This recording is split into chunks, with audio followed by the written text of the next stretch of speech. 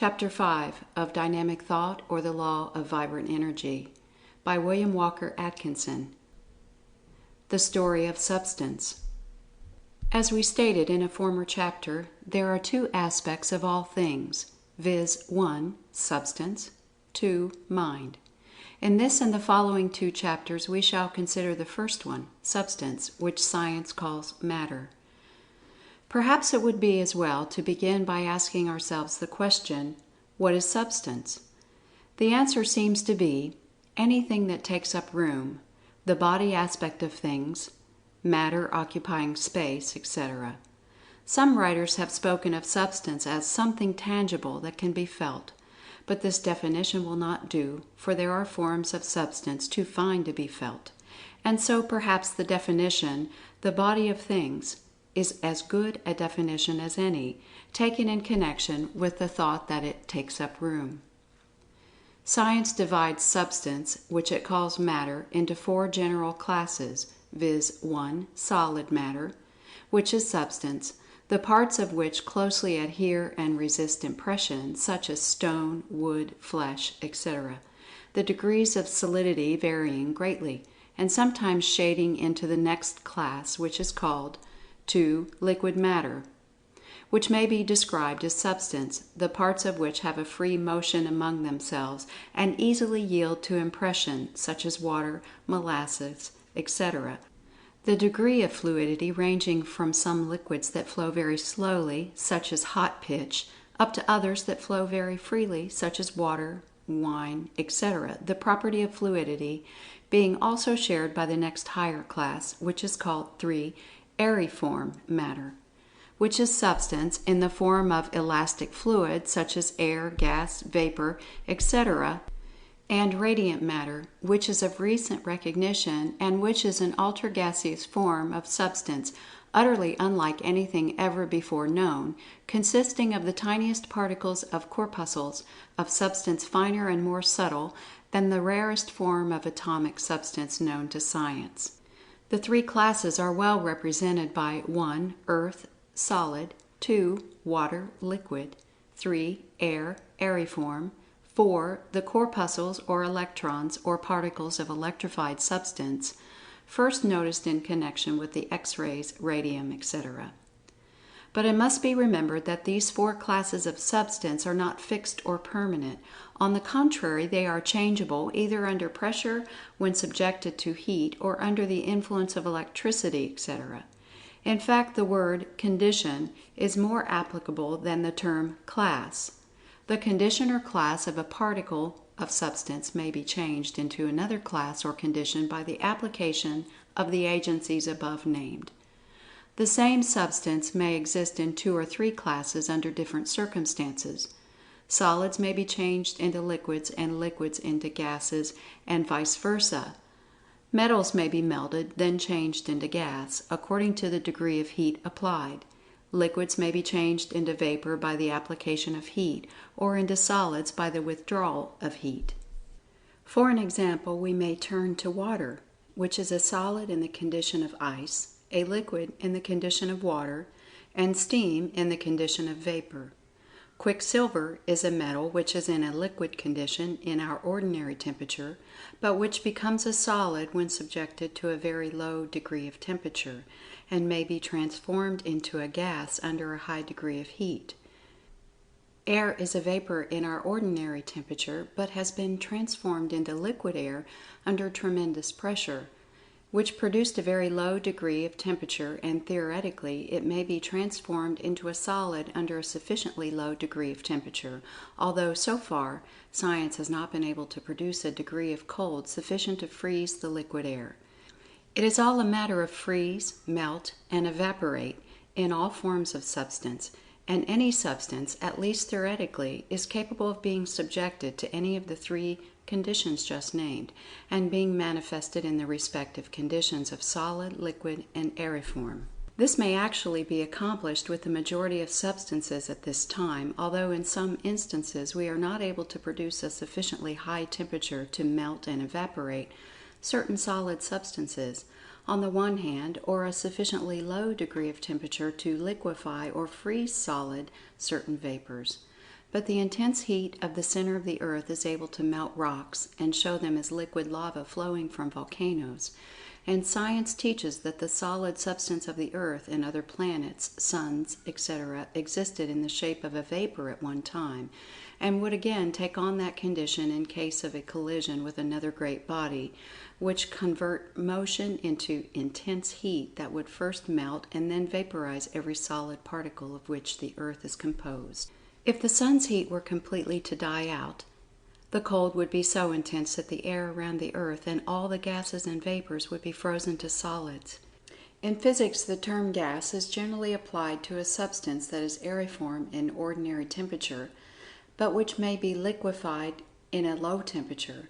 The term vapor being generally applied to the aeriform condition of substances that are solid or liquid in our ordinary temperatures, but which may be evaporated by heat and thus transformed into an aeriform condition, resuming their original form upon cooling.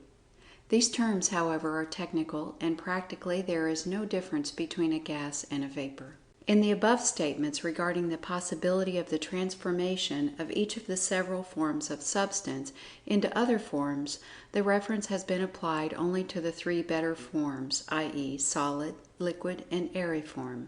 The fourth form, or state of substance, known as radiant matter, is of too recent discovery to admit of its properties being accurately observed.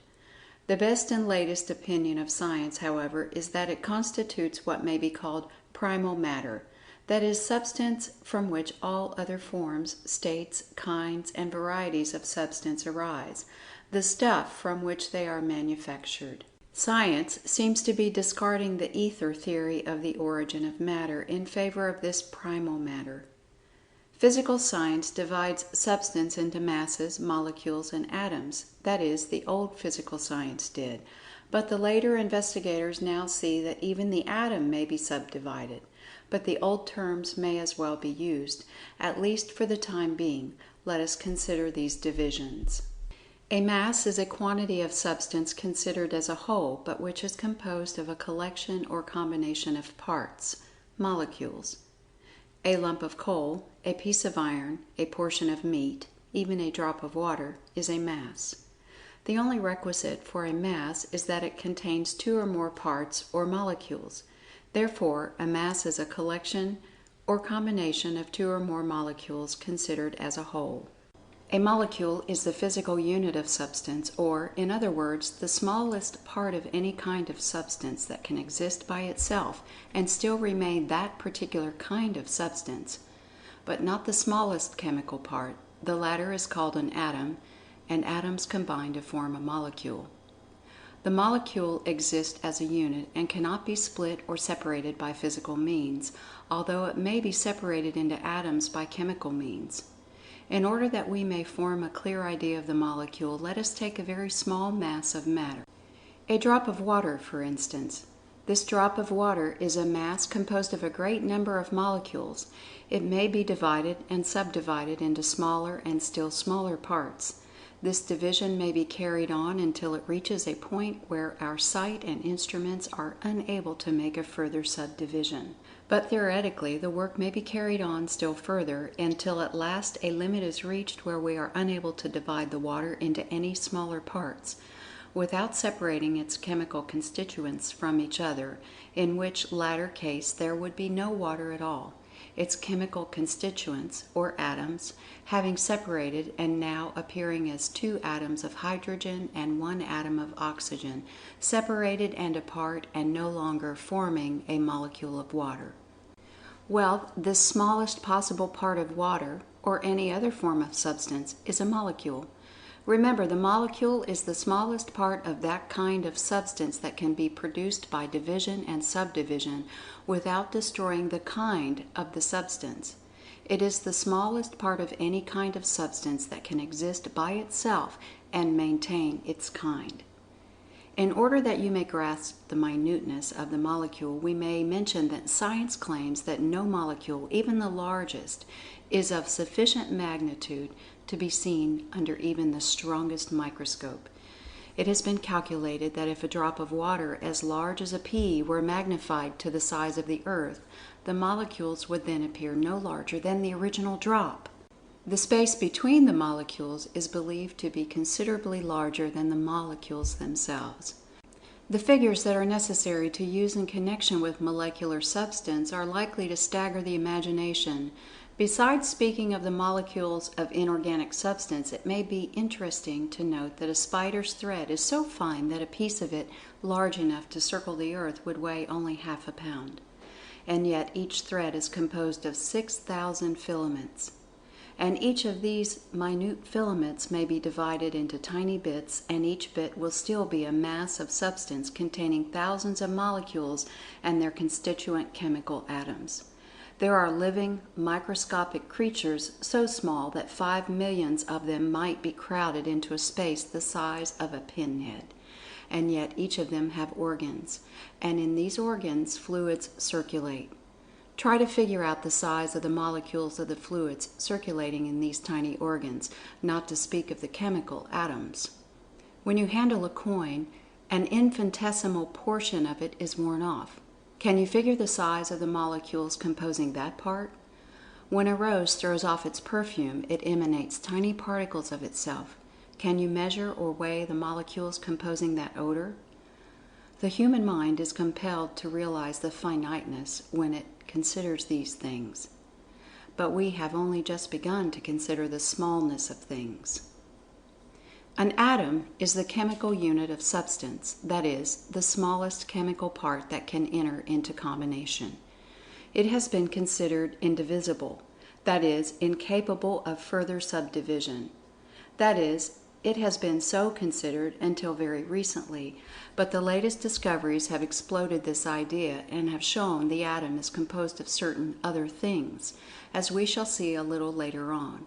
Still, we may use the atom as a very good unit of measure, for it still represents the unit of chemical substance, just as the molecule is the unit of physical substance. In order that you may understand the difference between molecules and atoms, physical units and chemical units, let us give you a few examples. Take a molecule of water, the physical unit, you remember. When it is chemically separated or analyzed, it is found to contain 2 atoms of hydrogen and 1 atom of oxygen. Both chemical units, remember, which when united and combined form water, but which when separated are simple atoms of certain chemical gases. The proportion in water is always the same, 2 of hydrogen and 1 of oxygen. This is the only partnership that will form water. The molecule of table salt contains 1 atom of sodium and 1 of chlorine. The molecule of air contains 5 chemical gases, of which nitrogen and oxygen are the principal ones, the proportion being about 3 parts of nitrogen to 1 of oxygen. Some molecules are far more complex. For instance, the molecule of sugar is composed of 45 chemical atoms, and sulfuric acid of 7. An atom is estimated at 1/250 millionth of an inch in diameter. But this is not all. The old theory of the finality and ultimateness of the atom has been shattered by the recent discoveries of science. The atom of hydrogen was formerly considered to be the refinement of substance, the ultimate atom, the smallest and finest atom possible or known, the last thing that could be imagined about substance.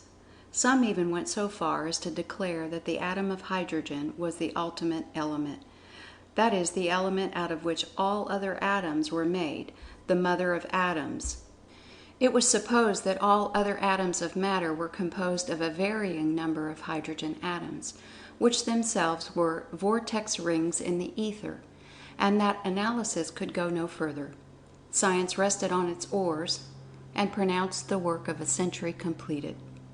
But alas, no sooner was the position reached than the discovery of radiant matter and the formulation of the corpuscle theory brought down the whole theoretical structure, and science was compelled to take up the hunt again, and to probe further into the inner recesses of things for the ultimate thing. But nevertheless, atoms still exist, although their finality is no longer urged. The facts remain, although the theory has fallen. Let us see about this latest theory, the corpuscle or electron theory. The discovery of radiant matter and the investigation of the late discovery of radium has led to the further discovery that each atom, instead of being a thing in itself, is a little mass containing numerous other things called corpuscles, or electrons, because electrified. The theory is this, briefly, that each atom is a minute mass of substance containing a number of electrified particles which are known as electrons, in constant motion and vibration, revolving around each other as do the planets, suns, and moons of the universe. In fact, each chemical atom is like unto a universe in itself. The simplest atom, that which was supposed to be the ultimate atom, the atom of hydrogen, is supposed to contain within its tiny self no less than 1,000 minute corpuscles, which, because electrified, are called electron, revolving and fixed in regular orbits within the containing globe of the atom. The more complex forms of atoms are supposed to contain a far greater number of electrons, the authorities estimating those in an atom of oxygen at 10,000, those in an atom of gold 100,000, and those in an atom of radium 150,000. These figures are of course mere scientific guesses, but when compared with the similar guess regarding the size of the atom, they give a startling illustration of the size of the newly discovered corpuscle or electron. Another authority for an illustration asks us to consider a great globe about 100 feet in diameter, that is, of course, 100 feet through its center. Let the globe represent the atom. Then imagine 1,000 minute specks, each the size of a pinpoint, composed of substance, and each containing, as in a capsule, an atom of electricity. Each speck is revolving around each other in a regular orbit in the great 100 feet through globe, and keeping well away from one another. That will give you an idea of the relative size of the electrons and atoms, and the room that the former have to move about in. Good many feet between each, you will notice. Lots of room and plenty to spare. Try to figure out the size of an electron. Many readers of the magazines have been confused as to the relation between the corpuscles and the electrons, or ions, as some have called the latter. The matter is very simple. They are both the same. The corpuscle is the tiny particle of matter, which, because it is electrified and has thus become the unit of electricity, is called an electron. From the viewpoint of substance, we call the tiny particle a corpuscle. From the viewpoint of electricity, we call it an electron.